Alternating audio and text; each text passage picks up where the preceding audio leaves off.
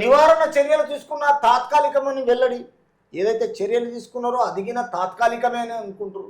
3 బ్యారేజీల గేట్లన్నీ ఎత్తి ఉంచాల్సిందేనని సూచన. 3 బ్యారేజీలు ఎందుకు? ఇక్కడ ఉన్న బ్యారేజీలలో మొత్తము మేడిగడ్డ బ్యారేజీ 7వ బ్లాక్ వద్ద ప్రస్తుతం చేపట్టే ఎలాంటి చర్యలైనా తాత్కాలికమేనని, మరింత దెబ్బతినకుండా ఉండటమేనని కేంద్ర జల సంఘము సిడబ్ల్యూసి మాజీ చైర్మన్ చంద్రశేఖర్ అయ్యర్ నేతృత్వంలోని నిపుణుల కమిటీ పేర్కొంది. 7వ బ్లాక్ మరింత ప్రమాదానికి లోనయ్యే అవకాశాలను తోసిపుచ్చలేమని పేర్కొంది. చూడండి, తెలంగాణ రాష్ట్ర ప్రజలకు ఒక్కసారి వినండి.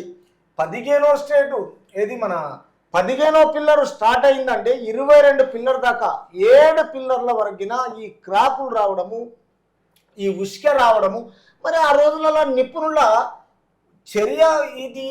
ఒక ప్రాజెక్టు కట్టేటప్పుడు దీనికి ఒక ఆర్డర్ను పాస్ చేయించలేదా, లేకపోతే దీనికి ఒక ఇన్స్ట్రక్షన్స్ ఇవ్వలేదా, ఇందులో కట్టాలన్నా వద్దాలని ఆలోచన లేదా? తర్వాత నిపుణులు ఏదైనా ప్లాన్ ప్రకారమే కడతారు కదా, ఆ ప్లాన్ లేకుండా ఎలా ఉష్కలు కట్టిండ్రు? ఎలా ఇప్పుడు 7 పిల్లర్లకు 2 పిల్లర్లని పదే పదే కేటీఆర్, హరీష్ రావు, కేసీఆర్ అంటున్నారు. తర్వాత వీడికి ఎందుకు పోతున్నారు అనేసి ఇప్పుడు గెలిచిన కాంగ్రెస్ పార్టీని అంటున్నారు. అక్కడ మళ్ళీ సీఎం, మాజీ సీఎం కల్వకుంట్ల చంద్రశేఖరరావు ఏమంటాడంటే, ఇది మీరు ఈ విధంగా వాటర్ ఎందుకు తీసేసిండ్రు, అది వాటర్ తీయకపోతే కూలిపోతుంది, 1,50,000 కోట్ల రూపాయలు నాశనం అవుతాయి అని అని రాష్ట్ర ప్రజల్లో కాంగ్రెస్ అక్కడికి వెళ్తే, అక్కడ ఎందుకు వెళ్తున్నారు? ఏముందాడా? తోకమట్ట ఉందా, బొందలగడ్డ ఉందా, ఏం బీక్తా అక్కడ పోయని ఇట్లాంటి అసభ్య పదజాలంతో కేసీఆర్ పదే పదే అనడం. మరి అది ఆయనకు తెలియదా? ఆయనే కట్టిండు. ఆయన కట్టినప్పుడు ఈ విధంగా వేరే పార్టీని ఇట్లా దూషించడము కరెక్టేనా? అంటే ఈ ప్రజలు వింటున్నారు, ఇక్కడ తర్వాత ఆడపడుచులు వింటున్నారు, యూత్ వింటున్నారు.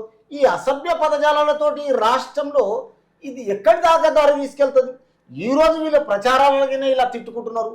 అసలు ప్రజలను మీరు ఓట్లు అడుగుతున్నారా, లేదా మీ అసభ్య పదజాలాలు వినిపిస్తున్నారా? ఈ అసభ్య పదజాలాలతో తెలంగాణ రాష్ట్రాన్ని పాడు చేస్తారా? అంటే దీనికి ఒక విధి విధానం లేదా, ఒక లిపి లేదా భాషకు? ఎందుకు ఈ మాటలు? అసలు మీరు కోరికలు నెరవేరుస్తారా ప్రజలై?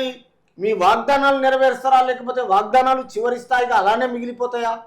అంటే మీ మాటలకు అంతు ఆధారం లేకుండా మీరు గొడవపడి ఈ రోజులలో మేడిగడ్డ బ్యారేజీని 150 కోట్ల నాశనం చేసిన ఘనత.